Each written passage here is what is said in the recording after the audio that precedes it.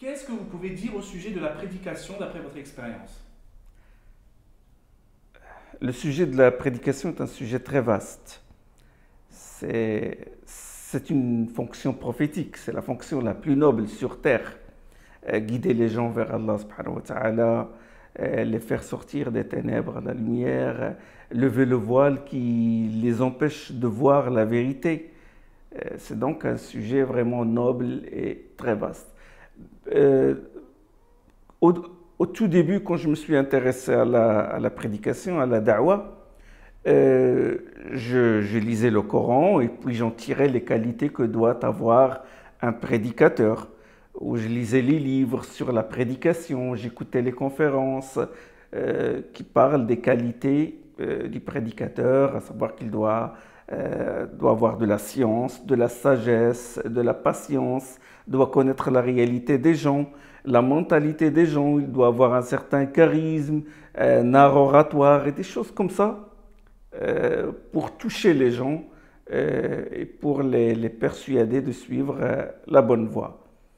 Et donc, je déduisais des textes du Coran et de la Sunna et des livres des prédicateurs ces qualités-là. Mais, subhanallah, il y a une qualité qui m'a échappé. D'ailleurs, les livres n'en parlent pas beaucoup. C'est le souci de guider les gens. Le souci qui doit habiter ton cœur jour et nuit. Et cette flamme qui doit être dans ton cœur et qui doit être alimentée par l'amour et la miséricorde, la compassion pour les gens. C'est vraiment une adoration secrète qui est vraiment le secret le secret de la réussite de la da'wah. Et c'est ce qui anime en toi le désir de continuer, de persévérer dans la voie de la prédication. C'est cela, c'est le souci de guider les gens. Avant, je lisais les textes, mais j'étais inattentif à cette qualité-là. Et les gens, les frères qui font la da'wah et le tablir, vous savez, le groupe de da'wah et tablir, ils le disaient pourtant. Quand des fois je discutais avec eux, ils me disaient da'wah, la prédication, c'est un souci que tu portes. Avec le temps, j'ai commencé à me rendre compte de l'importance de cette vertu. C'est-à-dire que c'est une vertu que j'ai goûtée avant de la lire sur les textes. C'est une expérience, si vous voulez, mystique. Les compagnons, ils ont appris la foi avant d'apprendre le Coran. C'est des choses, c'est-à-dire avec les épreuves, en compagnie du prophète sallallahu alayhi wa sallam, ils arrivent à animer en eux, à susciter en eux certaines vertus, puis le Coran, il vient et il confirme, et il affirme, ou il établit cette vertu-là, à laquelle ils se sont initiés. Donc moi, j'ai eu cette expérience-là, avec cette vertu-là qui est le souci de guider les gens. Et subhanallah, je remarquais dans mon entourage, chez les frères qui faisaient la prédication, même certains n'ont pas beaucoup de savoir, mais ils ont ce souci. Ils ont ce da'wah, ce souci de guider les gens, de prêcher et tout. Ils pensent, ils planifient, ils sont toujours actifs. Ils ont toujours ce souci en eux. Cette flamme-là, que j'appelle flamme, il est toujours en eux. Et ce sont eux qui ont persévéré, ce sont eux qui ont réussi dans la prédication, plus que d'autres personnes qui avaient pourtant le savoir et d'autres vertus.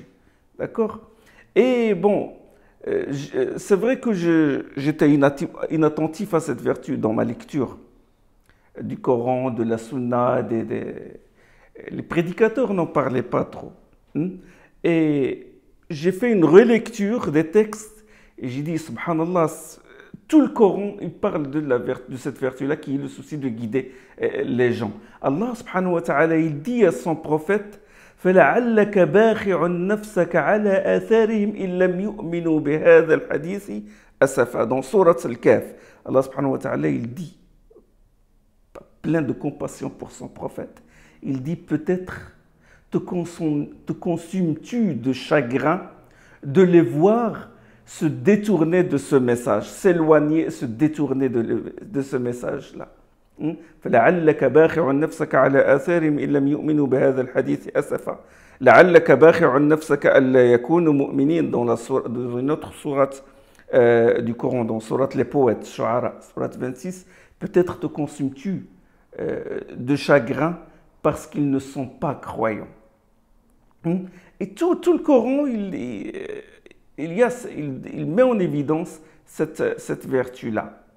Et le prophète sallallahu alayhi wa sallam, il a décrit ce souci-là dans un hadith, un bon hadith, où il dit مثلي ومثلكم كمثل رجل أوقد نارا.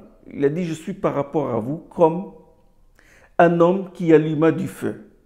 فجعل الجنادب والجراد يقعن فيها. Et les sauterelles et les papillons se mirent à tomber dans ce feu-là. وهو يذبهن عنها. Et lui, il est soucieux de les empêcher de tomber dans ce feu-là. وإني لآخذ بحجزكم عن النار. Il a dit, de même moi, je vous tiens par la ceinture pour vous empêcher de tomber dans le feu. وأنتم تفلتون من يدي. Tandis que vous me glissez des mains. C'est extraordinaire ce hadith. Ce n'est pas des paroles, c'est des soupirs. Et maintenant on dit prophète sallallahu alayhi wa sallam qui est soucieux de guider les gens. Imaginez la scène, il est en train de... C'est comme si quelqu'un s'accroche à vous pour que vous ne tombez pas, pour que vous... s'il n'y a jamais un péril devant toi, pour te sauver. De même, moi, il a dit, je vous tiens par la ceinture.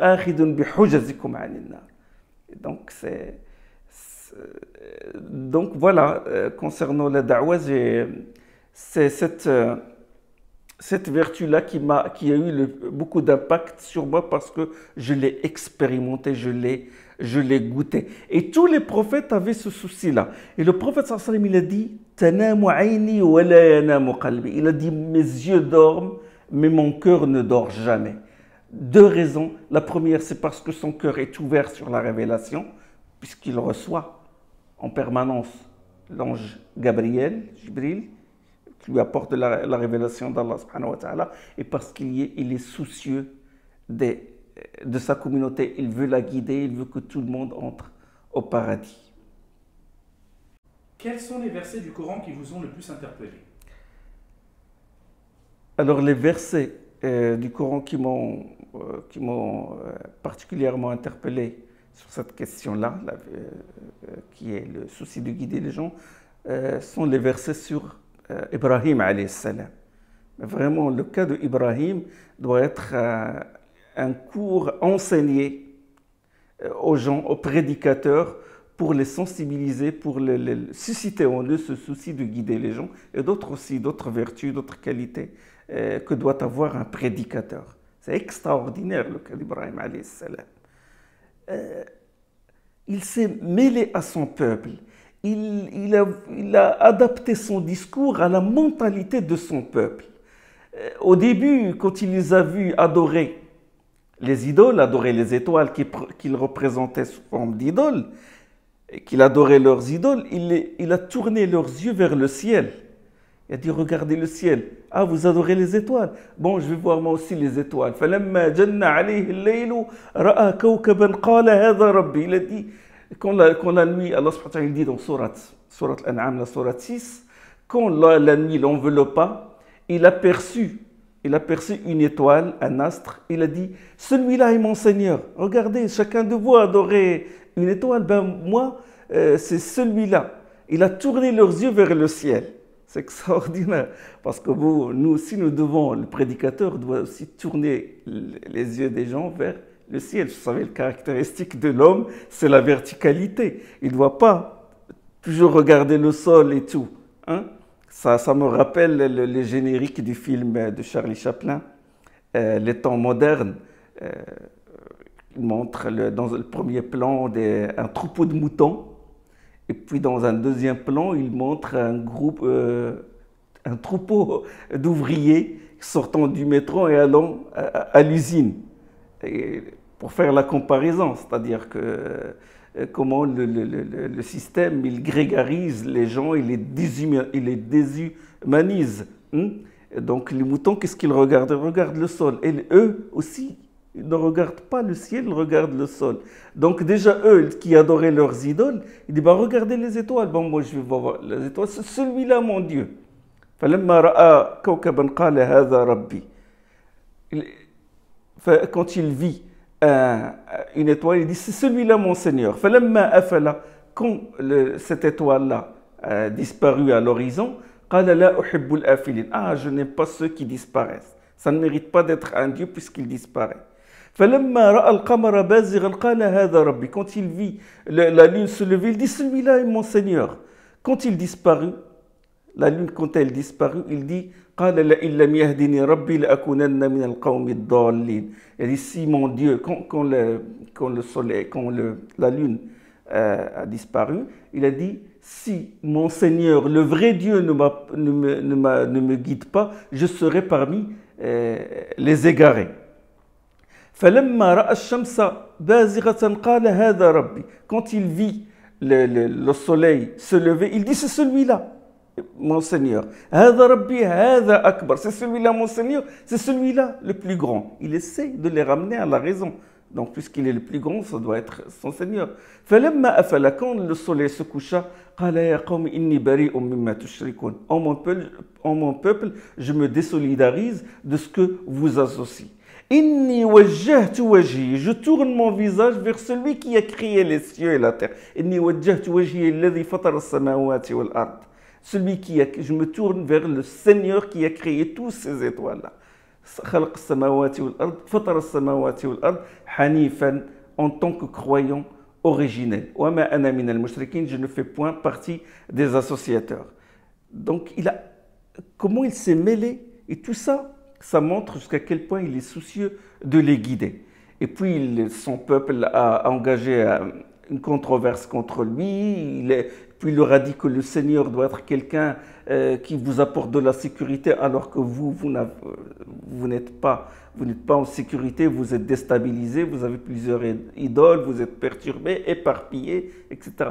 Puis il leur a dit que est-ce que ces idoles ces idoles-là que vous adorez, est-ce qu'ils vous apportent quelque chose d'utile, etc. Bon, il est allé graduellement dans la prédication. Lui, il était soucieux de les sortir du feu et de les faire entrer au paradis, de les sauver du feu. Et eux, c'était quoi? Ils étaient soucieux de le jeter dans le feu. Et ils ont mis en exécution leur projet de le jeter dans le feu. Bon, lui, il est allé graduellement, comme j'ai dit, avec eux. Et puis quand il a vu qu'il faisait la sourde oreille, il a détruit les petites idoles et il a laissé la grande idole. Il a détruit toutes les petites idoles parce que parce que les petites idoles nous perturbent, nous empêchent de voir la grande idole comme aujourd'hui. Notre attention est attirée vers des objets de consommation, vers différentes choses, et nous ne regardons pas la grande idole. Ça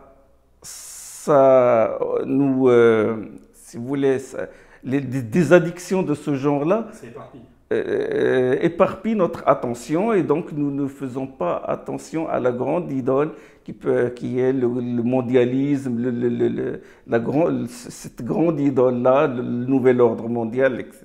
D'accord? Donc lui, qu'est-ce qu'il a fait? Il a cassé ces petites idoles-là.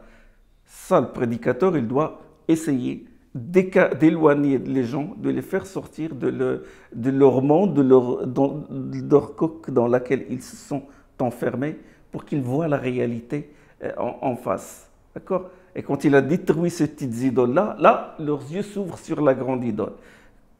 Quand les chefs, ceux qui entretenaient, les théoriciens, les magiciens et tous ceux qui entretenaient cette grande idole, ils sont allés le voir. Ils lui ont dit, qu'est-ce que tu as fait? C'est toi qui as détruit ces idoles-là. Il a dit, c'est le plus grand. Pour le dénoncer, pour le mettre à nu. Et le prédicateur doit avoir aussi pour méthode de da'wah de dénoncer, d'essayer d'ouvrir les yeux des gens vers la grande idole pour qu'ils soient conscients, ils comprennent les choses. D'accord? Donc quand il a dénoncé, ils ont voulu le jeter dans le feu. D'accord? Ils ont mis en exécution le projet, ils ont jugé qu'il doit être jeté dans le bûcher. Mais la flamme, cette flamme qui anime Ibrahim alayhi salam, qui est le souci de guider les gens, a éteint leur flamme à eux, a éteint ce feu qu'ils ont allumé pour le détruire. D'accord? Et est-ce qu'il s'est arrêté quand Allah subhanahu wa ta'ala a dit « Qulna ya naru kuni bardan wa salaman ala Ibrahim » Ô feu, soit une fraîcheur salutaire sur Ibrahim, il l'a sauvé. Il ne s'est pas arrêté. Il a continué de prêcher. Il leur a dit « Qala ya qawmi » Ibrahim alayhi salam, il leur a dit إنما اتخذتم من دون الله أوثانا مودة بينكم في الحياة الدنيا. Il a dit ceux que vous avez pris comme Dieu en dehors d'Allah, ce sont juste une incarnation des intérêts que vous partagez entre vous. اتخذتم من دون الله أوثانا مودة بينكم في الحياة الدنيا ويوم القيامة يكفر بعضكم ببعض ويلعن بعضكم بعضا. Après, il leur a dit que même cette idole-là, elle est fictive. Et c'est juste un temple qui est une incarnation du lobbying, si j'ose exprimer le terme avec le langage actuel. C'est vos intérêts qui ont érigé cette idole-là. Ça peut s'appeler Hubal, ça peut s'appeler Lat ou Al-Uzza, comme ça peut s'appeler le nouvel ordre mondial ou le mondialisme ou autre chose. Donc il l'a dénoncé. Vous savez que Ibrahim alayhi salam, il a pour neveu Lot, qui a été envoyé au peuple de Lot, qui s'est adonné à la sodomie, des actes infâmes. Et quand, subhanallah, Lot déjà c'est le neveu d'Ibrahim alayhi salam, et quand les émissaires, les anges sont venus voir Ibrahim alayhi salam, ils lui ont dit nous allons détruire la cité de Lot, il leur a dit non, il commence à plaider devant les anges en faveur du peuple de Lot, pour leur donner une chance de se guider, de revenir à la vérité, de revenir à la foi. Vous vous rendez compte? Quelqu'un qui a été jeté dans le feu, et Allah l'a sauvé. Qu'est-ce qu'il va dire si les anges viennent le voir et dire on va détruire cette cité parce qu'il se livrait à des actes infâmes? Il va dire oh, bien fait pour eux, c'est une occasion pour moi de me venger d'eux. Non, il n'a pas dit ça. Dans sourate Hud, et quand Ibrahim fut remis de sa peur, il fut remis de sa peur parce que les gens sont venus le voir avec une forme humaine, et quand il leur présenta le veau, il égorgea le veau et tout, parce qu'il est très généreux, ils n'ont pas mangé de ce veau-là parce que ce sont des anges. Et lui, il a conçu une frayeur. Et quand Allah subhanahu wa ta'ala dit et quand Ibrahim fut remis de sa peur, et que la bonne nouvelle lui est parvenue, la bonne nouvelle de la naissance de Ishaq, et que la bonne nouvelle lui fut parvenue, il est en train de plaider devant nous en faveur du peuple de l'autre. Et Allah subhanahu wa ta'ala n'a pas pris ça, cette plaidoirie, comme une mauvaise qualité, mais comme une bonne qualité parce qu'il émane du souci de guider les gens. Et il a dit à la fin du verset Inna Ibrahim la halimun awwahum munib. Il a dit Ibrahim est longanime, prend au soupir, prend à la repentance. Donc cette flamme est toujours en lui. وجاءت البشرى يجادلنا في قوم لوط إن إبراهيم لحليم أواه منيب يا إبراهيم أعرض عن هذا أو إبراهيم cesse ta plaidoirie أعرض عن هذا comme dit Allah subhanahu wa ta'ala dans sourate Hud إنه قد جاء أمر ربك l'ordre de ton Seigneur est venu, ça y est, c'est fini, Allah a décidé de les détruire. D'accord? Donc jusqu'à quel point il voulait que ces gens-là soient guidés. Donc l'exemple d'Ibrahim alayhi salam est vraiment touchant. Que faire pour ressusciter cette vertu? Vous avez raison de dire ressusciter parce que vraiment c'est une vertu qui a besoin d'être ressuscitée. Mais le plus grand obstacle, c'est le pessimisme et le désespoir. Il faut combattre le pessimisme et le désespoir. Subhanallah.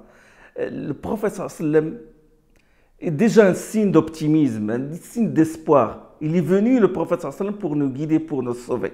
Déjà ça, c'est un signe qui doit nous rendre optimistes. Le Coran, la religion de l'islam, nous sommes la meilleure communauté. Chaque seconde, il y a des gens qui entrent en islam, malgré tout ce qu'on dit, les guerres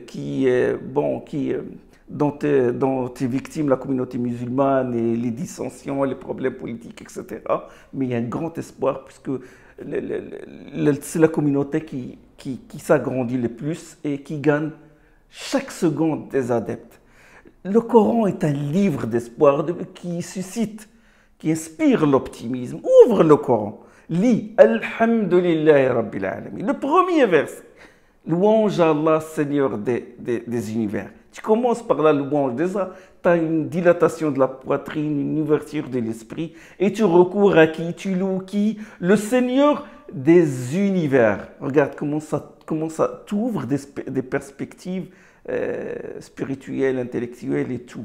Donc, tout est espoir, tout est optimisme dans notre religion. Le problème, c'est qu'il y a des gens qui dressent des voiles. Et moi, je peux attribuer ce voile-là à deux tendances. Il y a beaucoup de tendances, mais à deux tendances importantes. La première tendance, c'est une tendance qui a une interprétation réductrice, fragmentaire de la religion. Une tendance extrémiste, sectaire. D'accord? Il n'ouvre pas ton esprit, il n'ouvre pas ton cœur à la grandeur de l'islam, mais il te donne une vision étroite de l'islam. Il te dit, cette tendance-là, elle cherche à excommunier les gens, les musulmans. Hein? Il ne te dit pas comment tu dois connaître l'islam, mais il te dit les annulatifs de l'islam. La bid'a. Tu ne dois pas connaître la sunna, mais au début, tu dois connaître la bid'a. Tout ce qui est noir, tout ce qui... Il le grossit. Il grossit la voie de l'innovation blâmable et toutes ces pratiques-là qui sont des innovations en matière de religion. Et il grossit aussi la voie de la mécréance et tout. Et il réduit la voie d'Allah à une lame de rasoir, c'est-à-dire à la moindre déviation qui tombe dans le feu de l'innovation blâmable et de l'hérésie, et tu tombes dans le feu de la mécréance. D'accord? Leur souci, c'est qui est mécréant, c'est pas qui est musulman. Leur souci de est-ce qu'un tel est pardonné s'il ignore quelque chose de la religion? Est-ce qu'on le rend mécréant parce qu'il a ignoré certains éléments fondamentaux de la religion? Ils ont ce souci-là, ils n'ont pas le souci de guider les gens et de le faire entrer dans ce vaste univers de l'islam. Cette tendance, elle est vraiment elle est grave et il détruit les musulmans. Et c'est pour ça que beaucoup, ils ont un peu l'esprit restreint, ils n'osent pas, c'est une tendance aliénante, c'est-à-dire que même la personne veut être créative, il lui dit non, tu fais pas, la créativité, c'est une innovation, la nuance, c'est une innovation en matière de religion. Donc, il te met des restrictions, il te bloque dans ton épanouissement, alors que l'islam te donne un vaste espace pour t'épanouir, pour t'élever spirituellement et intellectuellement. Donc cette tendance, elle est grave, elle est extrémiste, très rigide, et qui a des conséquences même graves, parce que quand on excommunie les gens, on licite leurs biens et leur sang, et ça va dégénérer, ça va aller loin. Et l'autre tendance, cette tendance, je peux qualifier d'intra-communautaire. L'autre tendance, elle est à l'extérieur de la communauté. C'est une tendance qui tend à manipuler. C'est une tendance qui souffle sur la braise du choc des civilisations. Elle parle toujours de l'islamophobie, il essaie toujours de diaboliser l'islam et qui essaie toujours Vous savez, aujourd'hui, on utilise beaucoup l'ingénierie sociale pour pirater les cerveaux des gens et les amener à acheter des produits ou à élire tel président. On essaie d'agir sur leur cerveau et on essaie d'agir ou transformer leurs désirs en des mécanismes pulsionnels, etc. Mais cette technique aussi de l'ingénierie sociale, du marketing, vous savez, le père du marketing, c'est Edouard Bernays. Edouard Bernays, c'est le neveu de Freud, c'est lui qui a introduit la psychanalyse dans le domaine du commerce et tout. Et donc, cette tendance-là, cette arme-là qu'utilise le mondialisme et l'élite mondialiste pour détourner l'attention des gens vers des choses et pour les pousser à choisir les choses qu'ils veulent qu'ils choisissent et pour les dépouiller du savoir-faire et du savoir-vivre, cette tendance-là, il agit et travaille aussi sur les musulmans. Il essaie de les immerger dans une attitude défensive, d'accord? Pour les transformer soit en des radicalisés, soit en des missionnaires, d'accord? Donc il agit sur leur cerveau. C'est une sorte de magie sociale qui s'exerce sur la communauté musulmane. Et ça, on le constate sur Facebook, sur les articles des musulmans et tout. Ils sont toujours énervés, ils sont toujours tendus, ils sont toujours sur la défensive. Alors que ce sont eux qui doivent prendre l'initiative et aller vers les autres et être soucieux de les guider. D'accord? Donc, il faut faire très attention à ça. Le premier, le livre d'Allah subhanahu wa ta'ala, après l'introduction qui est la Fatiha, le premier verset, Alif Lam Mim, Dhalika al-kitabu la rayba fih. Alif Lam Mim, tel est le livre, nul doute ne l'entache. Et la dernière sourate, c'est Qul a'udhu bi rabbin nas, comme on refuge soit en le Seigneur des gens, Malikin nas, le maître, le roi des gens, des hommes, Ilahin nas, le Dieu des hommes, Min sharri al-waswas al-khannas, contre les méfaits de l'instigateur sournois. L'instigateur sournois, qu'il soit parmi les djinns ou les hommes. Donc l'instigateur qui souffle ses suggestions. Min sharri al-waswas al-khannas, alladhi yuwaswisu fi suduri an-nas, qui souffle ses suggestions dans la poitrine des gens. Donc eux, ils utilisent cette magie sociale, c'est une sorte de suggestion pour manipuler les gens, manipuler les musulmans. Et c'est pour ça qu'Allah subhanahu wa ta'ala, moi d'après ma méditation, c'est Allah subhanahu wa ta'ala fait qu'il a conclu son livre par Qul a'udhu bi rabbin nas pour recourir à lui contre ces suggestions-là maléfiques qui viennent des démons. On parle toujours de mots occultes, mais on oublie les suggestions des humains qui peuvent agir sur notre cerveau et nous manipuler, nous standardiser, nous grégariser. D'accord? Donc, le premier, c'est le livre d'Allah. La fin, c'est qu'il faut recourir à Allah contre ces suggestions qui manipulent les musulmans. Et la solution pour combattre ces suggestions-là, pour combattre cette manipulation-là, pour animer en nous ce souci de guider les gens, c'est de recourir au livre, de se soigner à partir des vertus du livre d'Allah et de lire, puisqu'Allah commence par le livre et le premier verset qui a été révélé, c'est « Lis au nom de ton Seigneur qui a créé ». La lecture, il faut lire le Coran et lire les livres, se développer intellectuellement. Voilà ce que je peux dire à ce sujet. Subhanakallahumma bihamdik, ashhadu an la ilaha illa anta, astaghfiruka wa atubu ilayk.